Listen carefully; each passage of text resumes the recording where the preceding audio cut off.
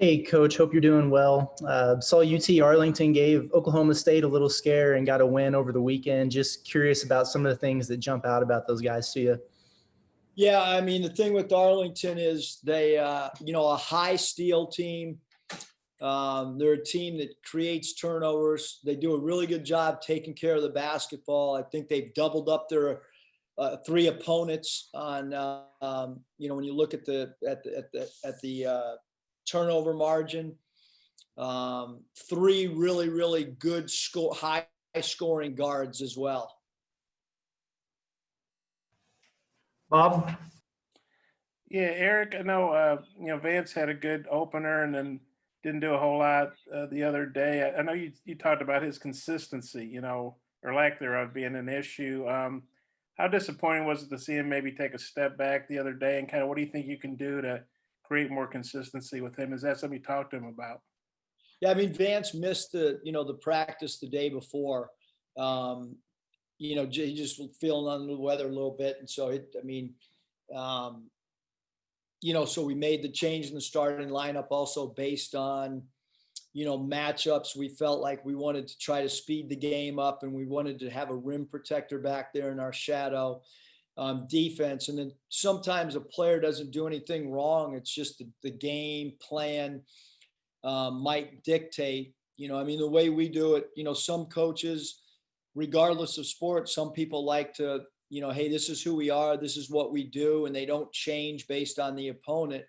And our philosophy has always been to change game by game and to try to come up with different themes. And the way that we played pick and roll in game one was different than we did in game two, and it'll be different against Arlington. So, to me, the game dictates certain matchups, and we know that Vance is going to provide perimeter shooting, and I thought he had a great first game and just didn't get many opportunities, really limited minutes, just based on missing reps the day before. I guess, are you looking for a bounce back game from him? Is this game maybe a little more suited to his skill set? And just what are you looking for? How important is it that you guys get consistency from him?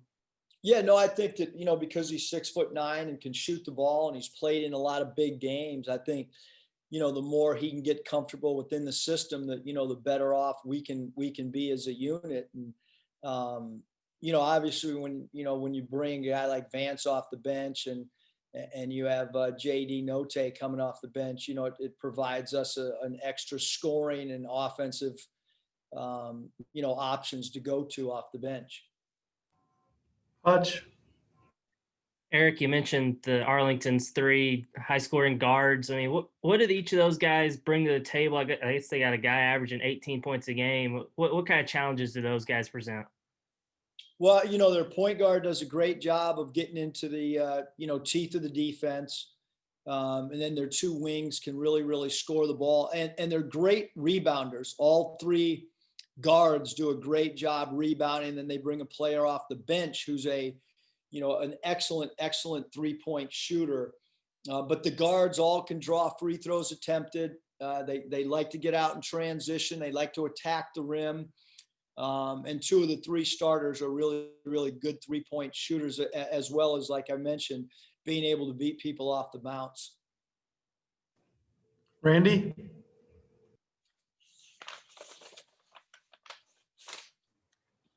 Coach, talk about shot selection. When you look at the shot chart, 1 of 11, 9% deep from the 3-point left side of the floor.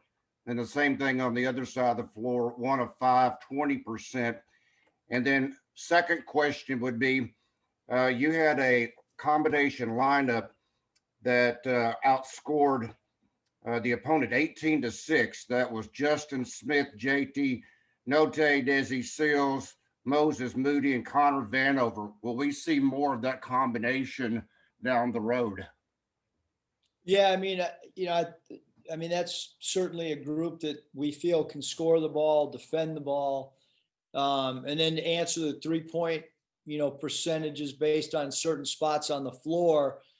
In my opinion, after 2 games, it's too early to, say exactly how we're going to be 3-point shooting wise as a group or as a unit or as an individual player, because 2 games is not a big enough body of work. What I can tell you on some of our percentages is it's, you know, you're not going to have a good shooting percentage if you don't have really good shot selection. But the most important area that we've got to get better at is finishing around the rim. We have left way too many layups on the board. I don't think I've ever, through a 2-game sample size, ever seen a team miss so many shots at the rim. So it's up to our guys. When you get by a guy and you get a guy on your hip, you're going to have to take some physical blows, and you're going to have to finish. You can't look for calls. You've got to finish. And we have done a poor job of finishing around the rim. And from an offensive standpoint, more so even than our 3-point shooting, the only thing that I have from our 3-point shooting is just shot selection. You can't shoot a bad pass. If somebody throws you a bad pass, you know, that's not a shot that you should probably be taking. And you shouldn't take a 3-point shot if the defense is draped all over you. You know, you want to be able to get wide open threes with 10 toes pointed at the rim, and a closeout being distance enough that it won't affect your shot. So I think offensively, those are the 2 things. And then I think too, Randy, just based on, you know, what group plays well, doesn't play well, I think you could take that first game, throw it out the window. It was so lopsided, hard to evaluate, you know, in an 80-point game. And then our last game, it's 1 sample size. You know, we played 2 different contrasting style of teams as well. Scotty? Hey, Coach, on Saturday when we talked to Justin, he identified Jalen Tate as a guy who's kind of taking charge on the floor from a leadership perspective. I'm curious what you've seen from him in that regard, and then I guess just your thoughts on his play the first 2 games. Yeah, I mean, you know, Jalen Tate does stuff that probably, Scotty, are not going to show up in the box score.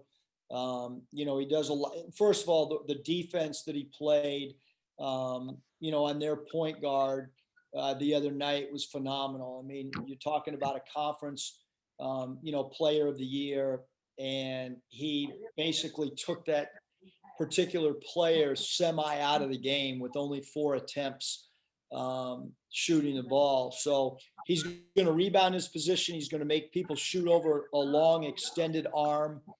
And he's, you know, he's an opportunistic scorer. Like, he's trying to get his teammates involved in the game. He doesn't come right out of the gate and try to score the ball. He tries to get teammates involved, which is certainly a really, really important facet for any point guard.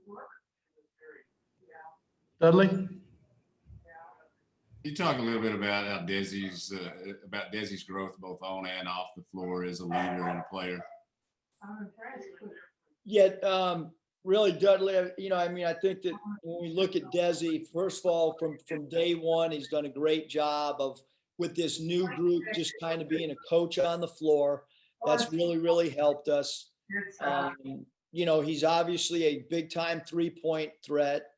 And then you add in the fact that he's added this piece to his game of scoring in transition off the dribble drive, but he's certainly a guy in the huddles that knows what's expected. He's certainly a guy that can talk to the freshmen and kind of help pinpoint exactly what we're trying to get done. And he understands how we do our game preps. So I don't know if I've answered the question, Dudley, but he's done a great job on a broad scale spectrum on leading in a lot of different small areas. Appreciate it. Nate?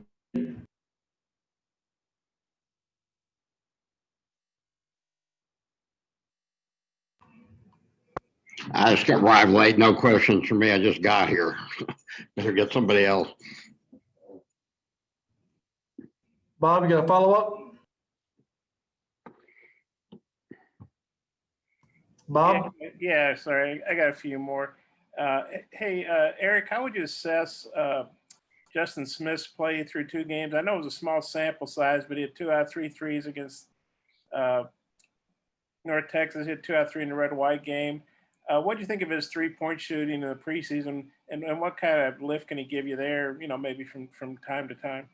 Yeah, I think the biggest thing, Bob, and it started way back when we recruited him, is we told him that we wanted him to work on his three-point shot. We wanted him to have the freedom, at least in his mind, that if he was wide open to take those shots, which he's done. And to me, he's so good athletically, so good in transition. We started off the game against North Texas and ran a play to him. He's a guy that there's certain plays that he's become really comfortable in that we can go to him, but certainly the more three balls he attempts and the more three balls that he makes really, really opens up the floor for not only us as a team, but also for him individually. You mentioned UTA doing a good job with a turnover ratio. You guys had, I know, a few more than you would have liked the other day. How concerned are you about their ability to turn people over, and what kind of pace do they play compared to, say, North Texas?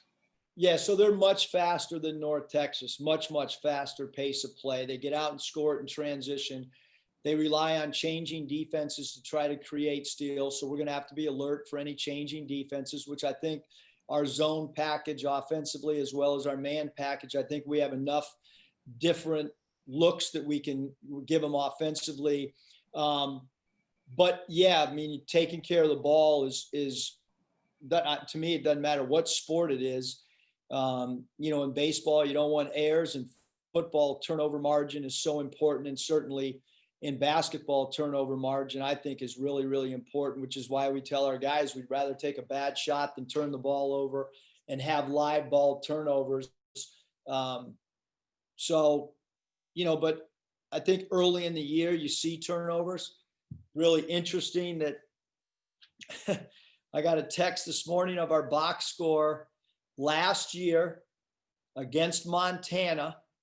Hunter Urachek sent me the box score. It was in a pant pocket or a sport coat pocket today that he put on. And in that pocket was the box score. And when I looked at it, I don't have the number in front of me, but I think we had like 20 plus some turnovers. And we just, early in the year, last year, didn't take care of the ball like I had hoped. And we'll get better at it because we'll keep talking about it. And certainly against UTA, taking care of the ball is, important to us. But teams that get out and gamble, it's our job to try to make them pay as well, by doing different wrinkles and things of teams that like to gamble. Brett Dolan. Hey, Mush, you talked about finishing at the rim. What's your best guess or explanation? Is that a game speed thing, an early season situation, just maybe not getting as many baskets on the blow-bys as you'd like? Yeah, Brett, I think it's a combination of things. I think one, not having those secret scrimmage or exhibition, now would be when we'd really be, we'd have two of those under our belt. I hope it gets better. But I can go player by player, Justin Smith could finish better when he was at Indiana, percentage wise in some of the shots. Vance Jackson, certainly around the rim. That's an area that, and when you look at his body of work, has got to improve with Vance. And then some of our younger players have got to finish around the rim much better than what they have done thus far as well. Hutch. Eric, you kind of touched on it earlier with Vance, but you made some tough decisions regarding playing time against North Texas. I mean, how are those guys that maybe didn't play as much as they had hoped handling it, and do you expect them to maybe use that as motivation moving forward? Yeah, I think anytime that you're a player, everybody that puts on a uniform wants to play, whether it's high school, CYO, YMCA, NBA. But it's our job to go out and try to win the game and to try to do that to the best of our ability. But I think with any coaching staff and any player, it's just constant communication. It's constantly letting the player understand the reasons behind decisions that are made. But I thought we had some guys really, like I mentioned, I did not go into the North Texas game thinking that Connor Vanover was going to play 35 plus minutes. That did not go into our pregame plan. We thought he could have a much bigger impact and play way more minutes against North Texas than Mississippi Valley based on, again, the style of play. Obviously, North Texas, one of the slowest teams in the country. Mississippi Valley State, one of the fastest. So therefore, that's going to dictate some of your personnel decisions. Now, people on Twitter don't know that, or people that are media members and don't study film, they might not know that. But that's the case. I mean, different styles and matchups can dictate certain things as well. And you know, it's not like we're playing back-to-back games either. I mean, these guys are, you know, in the prime of their life physically, and face the facts. I mean, most of these guys could play 37 minutes if you ask them to. I know not everybody believes that, but that's a fact. Final question, Bob?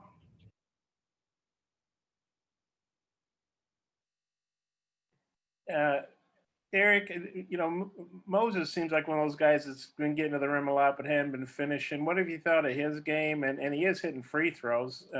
Just what do you thought of his play overall? And what does he do to maybe have to finish better at the rim? And do you know Ogden, the UTA coach at all? I obviously, you know, we played, you know, I know Coach. He does a great job.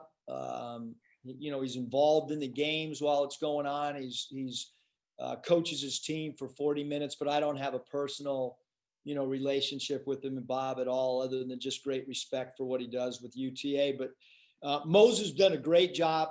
You know, first 2 games of his college career, you know, we feel like he's gotten a lot of minutes. Feel like he's gotten a lot of shot opportunities. When you look at our number of shot attempts, and you go through our team 1, 2, 3, 4, and you look at the attempts that he's had his first 2 college games, he's gotten a great opportunity from an offensive standpoint. I mentioned the other night that we feel like his length, we should be getting more defensive rebounds out of him. Certainly he can finish better around the rim. One of the areas that is vital to us is free throws, and free throw percentage becomes really, really important. You look at our teams the last 5 years, free throws attempted has been as big a stat as any. Our ability to get to the foul line, and he's shown the ability to get to the foul line, and he's converted.